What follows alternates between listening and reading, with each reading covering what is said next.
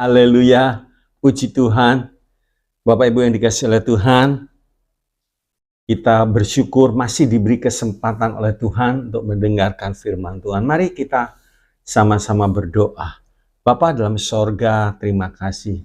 Tak henti-hentinya kami bersyukur di tengah-tengah keadaan yang sulit, kami masih bisa menyempatkan untuk mendengarkan kebenaran firman-Mu. Kami tahu, kami percaya, langit dan bumi bisa berlalu ke firman-Mu kekal. Buka telinga, mata rohani kami, pikiran kami, sehingga kami boleh mendapatkan yang terbaik. Berkati mulut lidah hamba-Mu yang menyampaikan bagi kami semua yang mendengarkan. Terpujilah nama-Mu dalam nama Tuhan Yesus. Amin. Shalom Bapak Ibu Saudara yang dikasihi oleh Tuhan. Haleluya. Nah, pada kesempatan hari ini saya ingin menyampaikan tentang berbahagialah orang yang tidak menjadi kecewa. Ya. Rata-rata kita pernah mengalami rasa kecewa, saudaraku. Ya. Mungkin saat kita melakukan sesuatu yang menurut kita itu baik, ternyata ditanggapi dengan jelek. Ya. Coba kita melihat Matius 11 ayat yang ke-6. Dan berbahagialah orang yang tidak menjadi kecewa dan menolak aku. Nah, ini Tuhan menceritakan tentang kondisi Yohanes Pembaptis. Waktu itu Yohanes Pembaptis di dalam ayat yang kedua, Matius 11 ayat 2 sampai yang kelima, lagi dalam kondisi yang tidak menyenangkan. Ya, Yohanes Pembaptis lagi di penjara. Di dalam penjara dia mendengar kabar tentang pekerjaan Tuhan Yesus. Ya, tentang pekerjaan Tuhan Yesus. Dan Yohanes menyuruh murid dari Yohanes untuk datang kepada Yesus dan disuruh bertanya, engkaukah yang akan datang itu, atau haruskah kami menantikan orang lain? Karena Yohanes gak bisa melihat, gak bisa mendengar apa yang dikatakan Tuhan, apa yang diperbuat oleh Tuhan, sebab itu dia menyuruh. Nah, di dalam hal ini saudaraku kita melihat jawaban yang di ayat 5 dan 6, Matius 11 ayat 5 dan 6, coba kita lihat. Ini Tuhan Yesus memberi kabar, suruh menyampaikan kepada Yohanes Pembaptis, apa yang kamu lihat, apa yang kamu dengar, sampaikan. Nah, orang buta melihat, orang lumpuh berjalan, orang kusta menjadi tahir, orang tuli mendengar, orang mati dibangkitkan, dan kepada orang miskin diberitakan kabar baik. Nah, dilanjutkan di ayat 6, dan berbahagialah orang yang tidak menjadi kecewa dan menolak aku. Mengapa, saudaraku? Sebab secara manusiawi antara Kristus dan Yohanes Pembaptis ini masih bersaudara, masih kerabat dekat, saudaraku. Nah, biasanya orang seperti ini sangat sensitif, saudaraku. Kalau nggak datang, ada prasangka macam-macam, ya. Nah, sekarang kita melihat satu, kuat saat mengatasi penolakan. Penolakannya saya beri tanda petik. Ya. Yesus sebetulnya tidak menolak, saudara. Tapi Yesus ingin bercerita kepada utusan Yohanes untuk menyampaikan. Nah, respon Yohanes ini yang menentukan kondisi rohaninya. Kalau secara jasmani, saudaraku, ya otomatis saudara ingin dijenguk, ingin didatangi oleh Tuhan Yesus. Ya. Kadang-kadang kalau kita melihat dalam pelayanan, saudaraku, pemimpin tidak datang padahal pada waktu itu kondisi umat memerlukan untuk datang. Nah, di sini mulai bereaksi macam-macam, saudaraku, ya. Reaksinya macam-macam. Tapi Yohanes disampaikan tentang pelayanan Tuhan, ya, tentang apa yang dikerjakan oleh Tuhan, disuruh sampaikan. Di dalam ayat yang keempat, Yesus menjawab mereka, Matius 11 ayat 4, Yesus menjawab mereka, pergilah dan katakanlah kepada Yohanes, apa yang kamu dengar dan kamu lihat. Ya. Apa yang dilihat oleh utusan Yohanes, apa yang didengar, nah itu disuruh sampaikan. Di sini kita melihat, saudaraku, satu pelajaran yang indah. Kalau kita terlalu sensitif, ya, terlalu peka begitu. Yohanes mengutus, Yohanes berpikir, siapa tahu Tuhan Yesus datang, menolong, melepaskan dengan mujizat, dengan kuasa, dan lain sebagainya. Ternyata tidak. Nah, kalau orang terlalu sensitif, maka orang tidak dapat menyentuh orang tersebut tanpa melukainya. Ya, gak bisa, saudaraku. Menyentuh orang yang sensitif berarti membuat orang tersebut menjadi layu dan mati. Atas satu jenis tumbuhan yang namanya putri malu. Kalau disentuh, saudaraku, maka daun-daunnya cepat menutup dan layu dengan sendirinya. Sentuh, yes, hilang. Langsung menutup begitu, saudaraku. Begitu juga kalau orang beriman tidak bersedia mengalami beberapa kehinaan yang Kristus alami, maka ia tidak layak bagi Tuhan. Kristus nggak sensitif, saudara. Dikatakan bersetan, ya diam. Dan macam-macam. Ini Beelzebul. Macam-macam, saudara. Dihina, ditinggalkan sendirian. Yesus bisa menerima itu semua. Nah, kita sebagai muridnya seharusnya, saudaraku, tidak mempunyai sifat-sifat seperti ini. Gampang tersinggung dan lain sebagainya. Ya. Allah, Tuhan tidak malu disebut sebagai Allah kita. Ya, enggak malu, saudaraku. Dan Tuhan meminta kita untuk tidak malu mengakuinya. Jadi Tuhan menyebut kita ini saudara. Coba kita lihat Ibrani 11 ayat yang ke-16. Ibrani 11 ayat yang ke-16 dikatakan demikian. Tetapi sekarang mereka merindukan tanah air yang lebih baik, yaitu satu tanah air surgawi. Sebab itu Allah tidak malu disebut Allah mereka. Karena Ia telah mempersiapkan sebuah kota bagi mereka. Tuhan nggak malu, saudaraku. Nah, kalau Tuhan tidak malu, kenapa kita malu mengakui Tuhan? Ya, orang yang malu mengakui Tuhan, akibatnya apa, saudara? Tuhan pun malu mengakui kita. Coba kita lihat Markus 8 ayat yang ke-38. Markus 8 ayat yang ke-38 dikatakan demikian. Sebab barang siapa malu karena aku dan karena perkataanku di tengah-tengah angkatan yang tidak setia dan berdosa ini, anak manusia pun akan malu. Karena orang itu apabila ia datang kelak dalam kemuliaan Bapaknya diiringi malaikat-malaikat kudus. Juga di Lukas 9 ayat yang ke-26. Nah, jadi saudaraku, kalau orang mungkin mencibir kita, kamu ke gereja ya?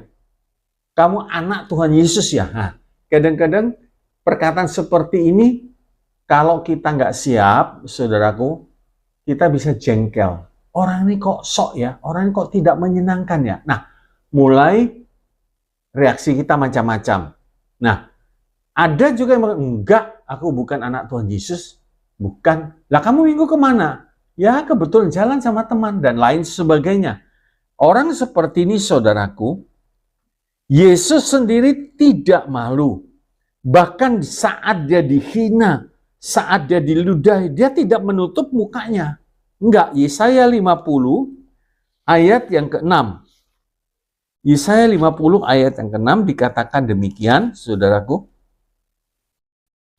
Aku memberi punggungku kepada orang-orang memukul aku, dan pipiku kepada orang-orang yang mencabut janggutku. Aku tidak menyembunyikan mukaku ketika aku dinodai dan diludahi. Ya. Jadi Yesus tampil apa adanya. Nggak ditutupi, nggak punya rasa malu begitu saudaraku, dan lain sebagainya. Biar kita juga saudaraku mengizinkan Roh Kudus untuk membersihkan hati kita dari rasa malu menanggung penderitaan karena Kristus itu kan, ke gereja itu hasilnya seperti itu. Mana buktinya? Mana buktinya Tuhan menolong? Kok kamu sakit, kamu berdoa kok nggak sembuh? Kamu bekerja, kamu berdoa kok bangkrut? Kok nggak dapat hasil dan lain sebagainya. Bapak, Ibu, Saudara yang dikasih oleh Tuhan, ya. Kalau kita dihina karena Kristus, jangan takut. Ya. Coba kita lihat 1 Petrus 4 ayat yang ke-15 dan 16. 1 Petrus 4 ayat 15 dan 16 dikatakan demikian. Ayat 14, 15 dan 16. Berbahagialah kamu jika kamu dinista karena nama Kristus. Sebab roh kemuliaan yaitu roh Allah ada padamu. Nah, 15. Janganlah ada di antara kamu yang harus menderita sebagai pembunuh atau pencuri atau penjahat atau pengacau. Nah, kita sebagai orang beriman jangan sampai dihina atau menderita karena perbuatan kita sendiri yang nggak benar. 16. Tetapi jika ia menderita sebagai orang Kristen, maka janganlah ia malu, melainkan hendaklah ia memuliakan Allah dalam nama Kristus itu. Justru kita bilang puji Tuhan, betul? Aku anak Tuhan, puji Tuhan. Tapi jangan sampai karena perbuatan kita, tindakan kita, tutur kata kita, sehingga nama Tuhan dipermalukan. Nama Tuhan dihina, dihujat. Jangan. Tapi kalau kita menderita karena Kristus, roh kemuliaan Tuhan ada dalam hidup kita, maka di ayat yang ke-16 kita lihat, saudara. Tetapi jika ia menderita sebagai orang Kristen, maka janganlah ia malu. Nggak perlu malu, saudara. Nggak perlu malu. Haleluya. Nah, keberanian dibutuhkan untuk memilih Tuhan Yesus lebih daripada keluarga dan teman-teman. Ya. Keberanian dibutuhkan untuk memilih Tuhan Yesus lebih daripada keluarga dan teman-teman. Kita harus berani. Kadang-kadang hambatan itu nggak terjadi jauh. Keluarga kita sendiri bisa menghambat pertumbuhan rohani kita. Coba kita lihat Matius 10 ayat yang ke-37 sampai 39. Matius 10, 37 sampai 39. Barang siapa mengasihi bapa atau ibunya lebih daripadaku, ia tidak layak bagiku. Dan barang siapa mengasihi anaknya laki-laki atau perempuan lebih daripadaku, ia tidak layak bagiku. Barang siapa tidak memikul salibnya dan mengikut aku, ia tidak layak bagiku. Jadi jelas saudara, 39. Barang siapa mempertahankan nyawanya, ia akan kehilangan nyawanya. Dan barang siapa kehilangan nyawanya karena aku, ia akan memperolehnya. Kadang-kadang saudaraku, tapi saya percaya kalau kita berada dalam satu keluarga, dan kalau kita beribadah kepada Tuhan Yesus dengan sungguh-sungguh, pasti perbuatan kita, tindakan kita tuh nyata, kelihatan buahnya. Jadi orang di rumah itu tidak marah. Kadang-kadang kalau ke gereja rajin, tapi di rumah malasnya minta ampun, joroknya minta ampun. Sehingga orang di rumah berkata, udah tinggal tidur di gereja aja, nggak usah pulang. Nama Tuhan dihujat bukan karena Bukan karena yang lain, karena kita sendiri. Kalau kita rajin ibadah, kita suka berdoa, tunjukkan buah roh yang ada di dalam kehidupan kita, saudaraku, ya. Sebab itu kita harus berani, ya, berani. Keberanian ini dibutuhkan, ya, untuk memilih Tuhan Yesus lebih. Jadi kalau kita ambil keputusan, saya mengiring Yesus sampai nafas yang terakhir, tunjukkan, ya, pengiringan kita kepada Tuhan yang merasa dampaknya itu orang di sekitar kita, ya, orang yang ada di sekitar kita. Nah, sekarang kita melihat, saudara, masalah yang sebenarnya adalah persetujuan siapakah yang kita cari, ya. Masalah yang sebenarnya adalah persetujuan siapakah yang kita cari, Allah atau manusia. Allah atau manusia. Saudaraku, kadang kita sempat dicegah, sempat diancam. Jangan ke gereja. Nah, sekarang persetujuan siapa? Allah atau manusia? Petrus mengatakan di dalam Kisah Para Rasul, coba kita lihat, saudaraku, Kisah Para Rasul 4, ayat yang ke-19. Ayat 18 dulu. Ayat 18 dan 19.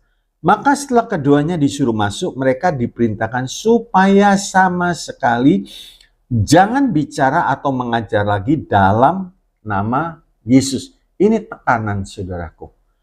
Tetapi Petrus dan Yohanes menjawab mereka, silakan kamu putuskan sendiri manakah yang benar di hadapan Allah, taat kepada kamu atau taat kepada Allah. Jadi perkenan siapa, saudaraku?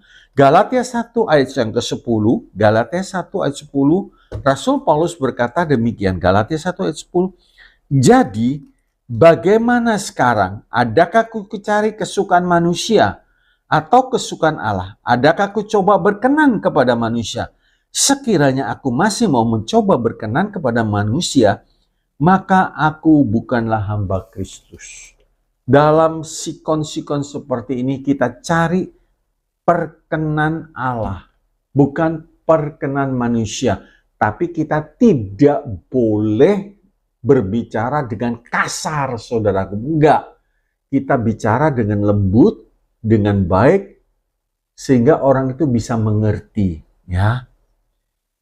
Kita akan melihat lebih lanjut, kita akan diuji cepat atau lambat, sesuatu yang tidak adil akan ada di hadapan kita, ya. Kita akan diuji cepat atau lambat, sesuatu yang tidak adil akan ada di hadapan kita, ya. Kristus pun diperlakukan tidak adil, saudaraku, ya. Diperlakukan tidak adil. Mungkin kita sebagai orang beriman, perlakuan itu bisa datang dari orang-orang beriman atau dari orang yang dekat dengan kita, atau dari mereka yang kita hormati ternyata mengecewakan, ya. Dari orang yang kita kagumi ternyata mengecewakan, ya. Nah, kalau ini terjadi, apakah kita akan kecewa?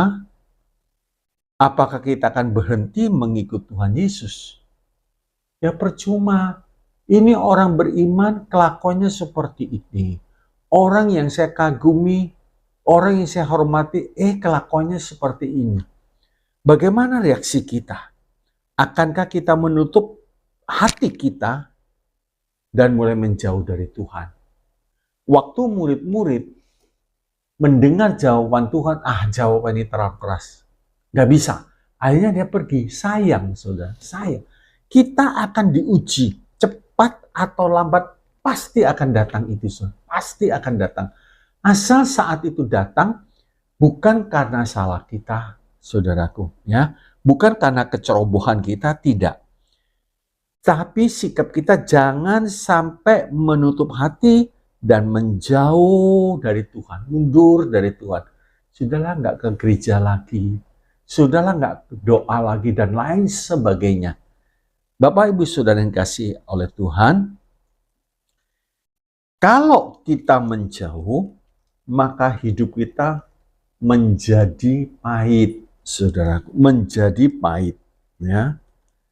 Dan berhenti untuk maju dengan segenap hati, karena kita lebih suka memelihara rasa kecewa kita. Gak bisa maju, so. Coba kita lihat Ibrani 12 ayat yang ke-15, saudaraku. Ibrani 12 ayat yang ke-15 dikatakan demikian. Jagalah supaya jangan ada seorang pun menjauhkan diri dari kasih karunia Allah, agar jangan tumbuh akar yang pahit yang menimbulkan kerusuhan dan yang mencemarkan banyak orang. Kalau sudah muncul akar yang pahit, ini gampang nular, saudara. Orang datang, kamu tahu nggak? Dia tuh begini-begini, dia cerita. Kepahitannya diceritakan, nular. Kita kalau sempat mendengar kepahitan-kepahitan dari saudara seiman, kita handle, kita tangani. Ya. Kita tolong dia supaya keluar dari kepahitan itu sehingga bisa menerima kasih anugerah Allah kembali. Kalau tumbuh akar kepahitan, sayang sekali. Gak bisa apa-apa lagi dia. Ya. Dan orang seperti ini jangan pernah berpikir untuk masuk dalam pelayanan. Di dalam pelayanan itu bisa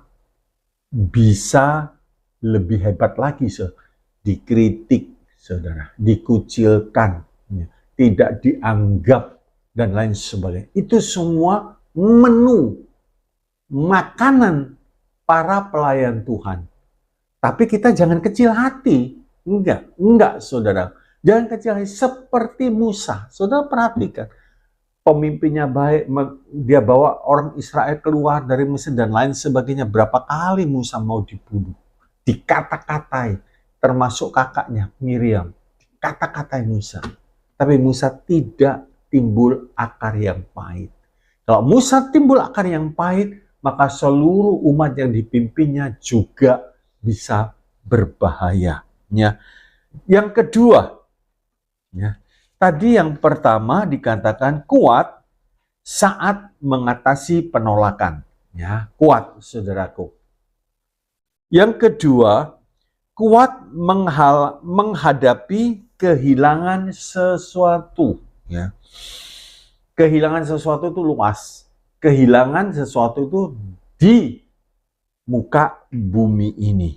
Nah, kuncinya supaya kita kuat menghadapi kehilangan sesuatu, kuncinya, saudaraku, kita kuat menghadapi kehilangan sesuatu kalau hati kita tidak diarahkan kepada apapun yang sudah hilang itu.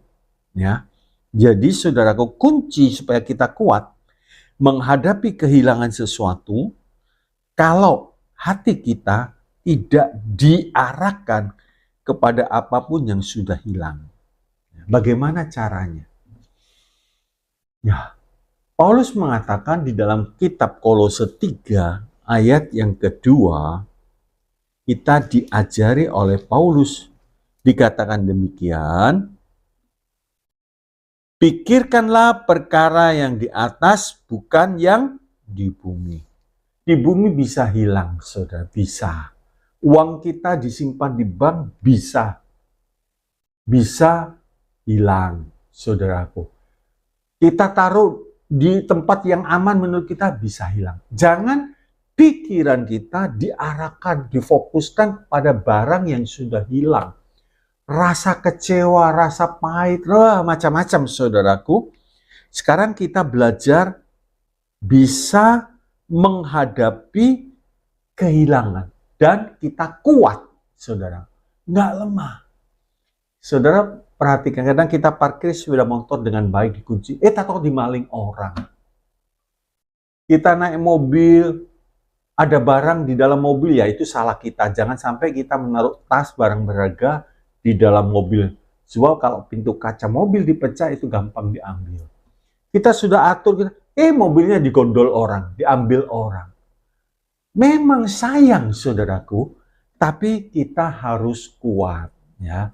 Semua yang ada di bumi ini itu perkara yang fana. Mari kita belajar memikirkan perkara yang di atas. Ya, belajar saudaraku. Bagaimana reaksi kita tatkala kita kehilangan sesuatu yang di bumi?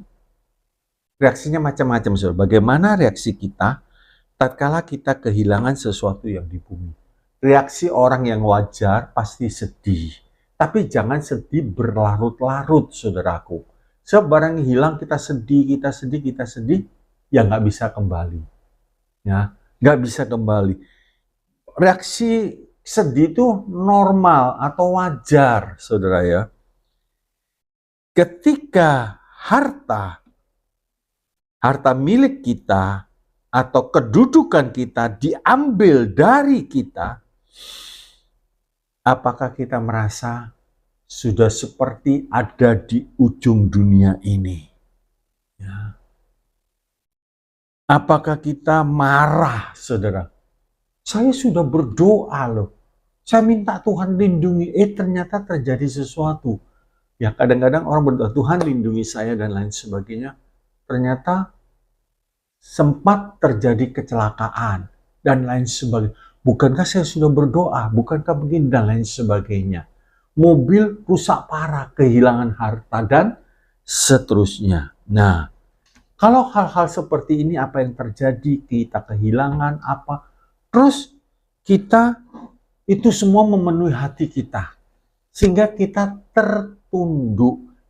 Muka kita menjadi lesu. Muka kita jadi letih, saudaraku. Karena kita terikat dengan perkara apa yang ada di bumi ini, ya. Di bumi ini. Kalau Matius 6 ayat kita melihat Matius 6, saudaraku, dikatakan demikian. Matius 6 ayat 19, janganlah kamu mengumpulkan harta di bumi ngengat dan kara merusakkannya, dan pencuri membongkar serta mencurinya. Tetapi kumpulkanlah bagimu harta di sorga. Di sorga ngengat dan kara tidak merusakkannya, dan pencuri tidak membongkar serta mencurinya. Ya, saudaraku, kita melihat hal ini. Ya, mari kita belajar. Jangan kita terus, saudaraku, sampai akhirnya kita tidak bisa menguasai hati kita, akhirnya sukacita kita menjadi hilang. Padahal sukacita Tuhan itu pemberian yang luar biasa. Nah, mari coba kita lihat, saudaraku, di dalam Mazmur 62 ayat yang ke-6. Mazmur 62 ayat yang ke-6 dikatakan demikian, hanya pada Allah saja kiranya aku tenang, sebab daripadanya lah harapanku. Nah, hal seperti ini tidak bisa mencuri sukacita kita. 7, hanya dialah gunung batuku dan keselamatanku, kota bentengku, aku tidak akan goyah. Semua apa yang kita miliki di bumi ini, itu semua barang titipan dari Tuhan. Bukan milik kita. Selama Tuhan titipkan pada kita, kita pakai, kita kelola dengan baik. Ya, bukan, ini punya Tuhan, barang itu Tuhan, terus seenak. Enggak. Kita kelola dengan baik, kita jaga dengan baik. Kalau toh Tuhan izinkan, kita sudah jaga, kita sudah kelola dengan baik, terus hilang. Ya, kita tanya Tuhan, tapi kita lebih daripada itu, kita bersyukur kepada Tuhan. Yeremia 15 ayat yang ke-16. Yeremia 15 ayat yang ke-16. Dikatakan demikian, saudaraku. Apabila aku bertemu dengan perkataan-perkataanmu, maka aku menikmatinya. Firman-Mu itu menjadi kegirangan bagiku dan menjadi kesukaan hatiku, sebab namamu telah diserukan atasnya, ya Tuhan Allah semesta alam. Nah, pada saat kita kehilangan, mungkin mau timbul rasa kecewa, temukan firman Tuhan. Nah, temukan kesukaan di dalam firman Tuhan. Nah, sikap kita seharusnya terhadap harta di bumi ini, itu tanamkan dalam pikiran kita bahwa semua itu hanya dipinjamkan kepada kita. Kita sebagai pengelola, bukan sebagai pemilik. Kalau Tuhan percayakan kita sebuah mobil, rawatlah dengan baik, saudaraku. Jaga hati-hati supaya tidak rusak. Kalau kita parkir, cari parkir yang aman. Kalau itu semua sudah dikerjakan, ternyata terjadi sesuatu yang tidak menyenangkan, kita kembali kepada Tuhan, bahwa itu barang titipan. Tapi kita harus bertanggung jawab. Jangan seenaknya, saudara. Parkir, kunci kontaknya lekat. Ya gampang, orang mencuri gampang. Nah, coba kita lihat, saudaraku, dalam 1 Korintus 7, ayat yang ke-31. 1 Korintus 7, 31 dalam terjemahan lama saya bacakan demikian. Dan orang yang memakai dunia ini, ya, dan orang yang memakai dunia ini, pakailah seperti orang yang tiada memakai. Karena keadaan dunia ini akan lenyap. Haleluya. Kita punya mobil, nikmati, pelihara baik-baik, sudah. Tapi pakai seperti orang yang tidak memakai, artinya hati kita tidak terikat dengan mobil itu. Mungkin mobil kita mewah, bagus. Ya kita sayang, saudara. Kita sayang, kita rawat dengan baik. Tapi jangan jadi berhala. Jangan jadi berhala. Mungkin mobilnya tergores sedikit, terus sudahlah. Nggak ke gereja lah. Di gereja malah tergores. Gimana ini? Nah, itu namanya hati kita terikat di kendaraan. Bukan terikat dengan Tuhan. Nah, orang yang menggores ini juga harus bertanggung jawab. Jangan seenaknya sendiri, terus habis menggores, terus diem-diem, pura-pura nggak tahu. Itu salah, saudaraku. Kalau toh sampai terjadi terserempet, nah, setelah selesai ibadah ngomong, tadi saya nyerempet mobil Bapak, minta maaf. Kalau orang ini minta ganti, ya dibayar. Memang itu sudah kewajiban, merusak mobil orang, ya kita harus menyelesaikan dengan baik. Tapi hati si pemilik mobil itu jangan hatinya di mobil, ya, jangan hatinya di mobil. Sebab dikatakan tadi dalam 1 Korintus 7, 31, semua barang di dunia ini akan lenyap, saudaraku, ya. Nah, pada waktu dalam satu hari Ayub dilucuti habis-habisan, saudara. Dilucuti habis-habisan oleh Tuhan. Yang Tuhan izinkan dan setan yang melucuti. Hartanya habis total. Anaknya habis total. Kesehatannya nyaris, saudaraku. Ayub mengalami kematian. Karena infeksi, saudara. Digaruk begitu rupa, sangat gatal. Belum selesai, istri yang disayangi pun mengatakan, hojatlah olehmu akan Allah, setelah itu mampus, matilah engkau. Habis sudah dilucuti semuanya. Nah, sebab itu saya katakan kita harus kuat saat kita menghadapi kehilangan sesuatu. Memang tidak mudah. Gampang diucapkan, tidak mudah untuk dilakukan. Tapi Tuhan tidak pernah mengambil sesuatu yang melebihi kekuatan kita. Belum pernah, ya. Firman Tuhan ya dan amin. Tuhan kan ambil sedikit-sedikit. Mungkin kita sempat dirugikan, awalnya mungkin 100.000 rupiah. Ya sudahlah. Sudah. Terus kehilangan yang lebih besar lagi.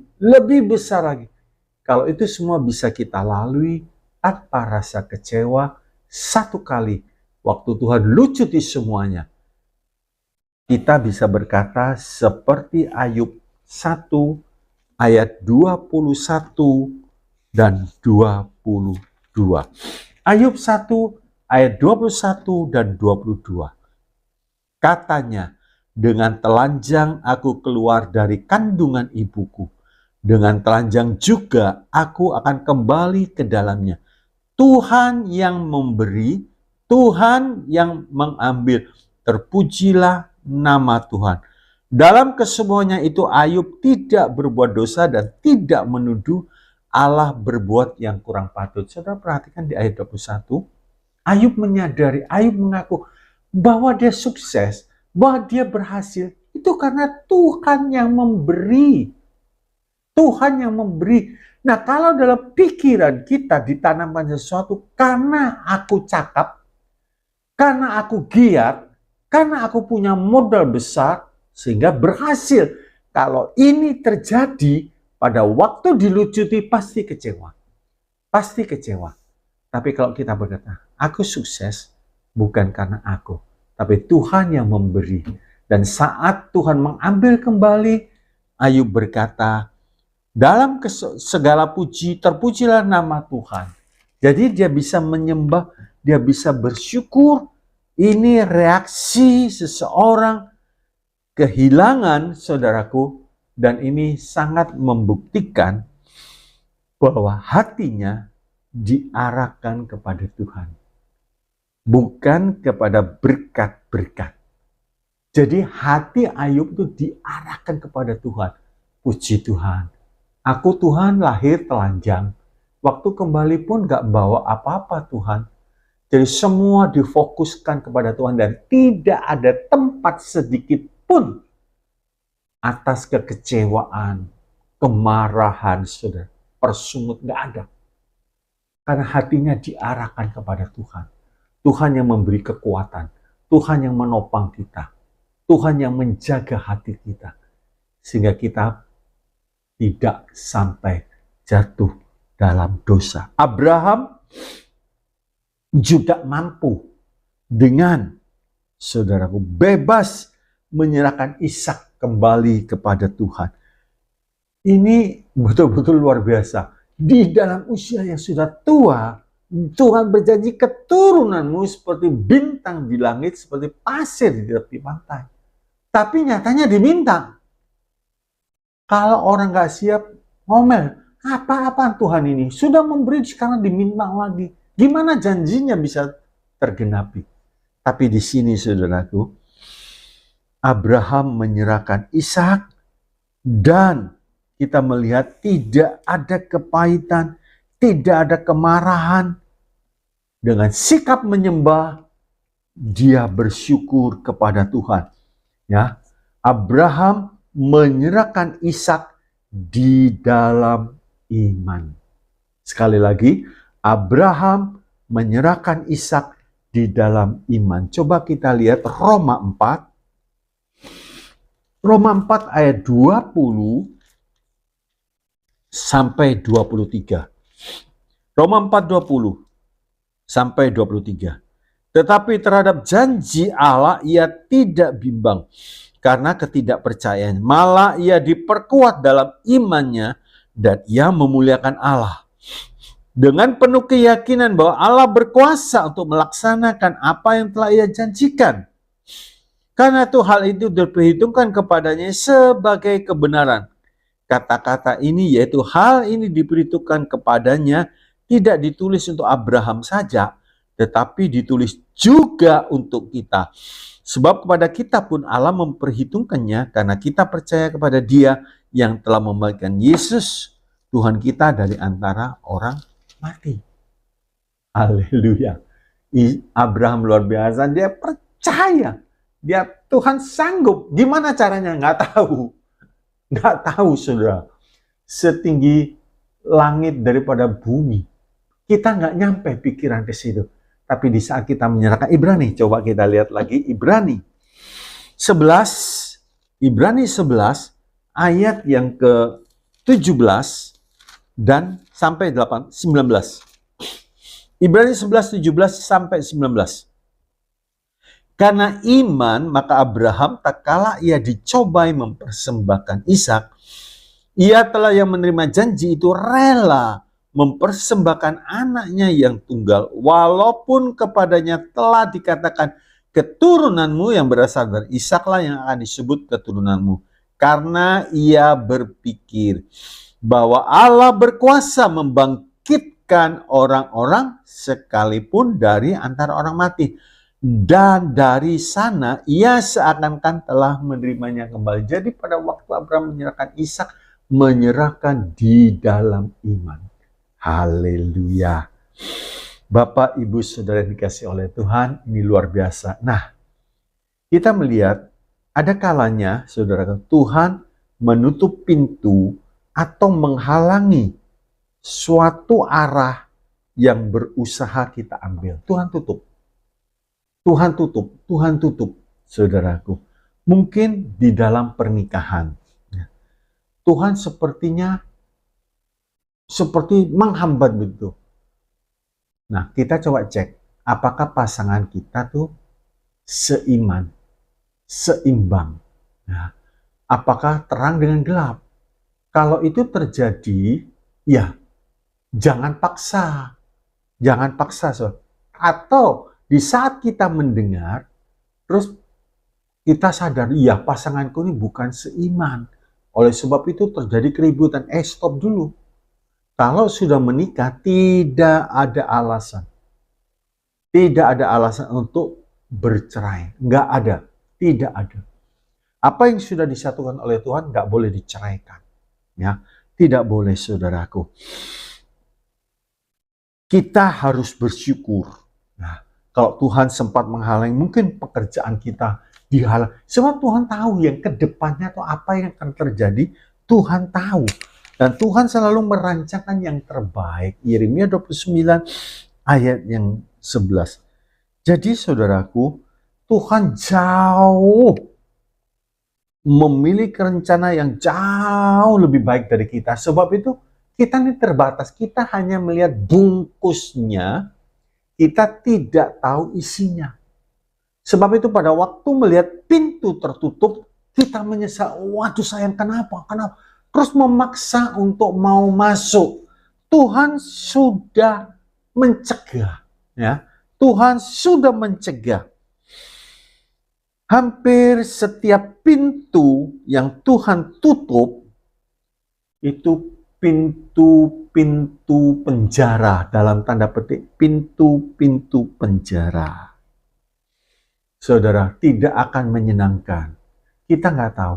Kadang orang tuh berdiri di muka pintu sampai gedor-gedor nangis. Sampai Tuhan tolong, aku mau masuk. Tuhan tolong. Karena dia minta bertalu-talu, akhirnya Tuhan izinkan dibuka pintu, masuk, Tuhan tutup lagi. Ternyata nggak berapa lama digedor lebih keras lagi. Buka Tuhan pintu, buka Tuhan pintu. Ternyata di dalamnya tidak sesuai dengan apa yang diidam-idamkan. Setelah masuk keluar, sebab itu saudaraku, kalau ada pintu tertutup, jangan kecewa dulu, tanya, Tuhan mengapa ini tertutup? Tuhan mengapa engkau halangi? Sembayang sampai hati kita mengalami sejahtera. Kalau hati kita gelisah terus, jangan dipaksakan. Jangan dijebol begitu, saudara. Jangan maksa masuk pintu itu, nanti kecewa. Ya, nanti kecewa. Kenapa sih orang setelah masuk terus kecewa? Ternyata tidak sesuai. Ya. Sebab itu jangan kita tertarik dengan bungkusnya. Ya. Apa yang terlihat dari luar kelihatan nyaman, ya. Ada jalan yang disangka orang lurus, wah ini enak nih, tetapi ujungnya menuju maut, celaka. Amsal 14 ayat yang ke-12. Ada jalan yang disangka orang lurus, tetapi ujungnya menuju maut. Kita kan nggak tahu sampai ujungnya, kita cuma tahu awal. Tapi perjalanan berikutnya Tuhan tahu persis, saudara. Sebab itu belajar menyerahkan kepada Tuhan, sehingga kita melihat Tuhan itu rancangannya selalu yang terbaik, selalu the best. Kita cuma melihat kulitnya, kita cuma melihat bungkusnya. Tuhan melihat sampai ke akhir. Haleluya. Sebab itu, belajar serahkan kepada Tuhan. Nah, kalau Tuhan izinkan kita kehilangan sesuatu, biar kita kuat. Ya. Kalau Tuhan izinkan kita mengalami penolakan, hinaan, saudaraku, belajar kita kuat. Jangan kita kecewa. Akhirnya, saudaraku, marilah kita mempercayai Tuhan dengan segenap hati kita. Jangan bimbang, jangan ragu, percaya penuh. Apa yang dikerjakan Tuhan bagi kita itu yang terbaik. Sekalipun saat ini kita belum bisa mengerti, jangan sampai tidak percaya kepada Tuhan. Beberapa contoh saya berikan. Matius 11 ayat 28. Tuhan mengatakan, mari kepadaku semua yang letih lesu dan berbeban berat, aku akan memberi kelegaan kepadamu. Tetapi manusia ini, saudaraku, susah. Masa sih aku harus pikul salib ini? Dan manusia lebih memilih jalannya sendiri, otomatis dia meninggalkan Tuhan. Apa yang terjadi? Yeremia 2 ayat yang ke-13. Yeremia 2:13. Sebab 2 kali umatku berbuat jahat, mereka meninggalkan aku, sumber air yang hidup, untuk menggali kolam bagi mereka sendiri, yakni kolam yang bocor, yang tidak dapat menahan air. Percayalah, kalau Tuhan mengatakan, mari kepadaku yang letih lesu, datang kepada Tuhan sungguh-sungguh. Jangan kita macam-macam, saudaraku. Contoh berikutnya di dalam Yesaya 30. Yesaya 30 ayat yang ke-15 dikatakan demikian.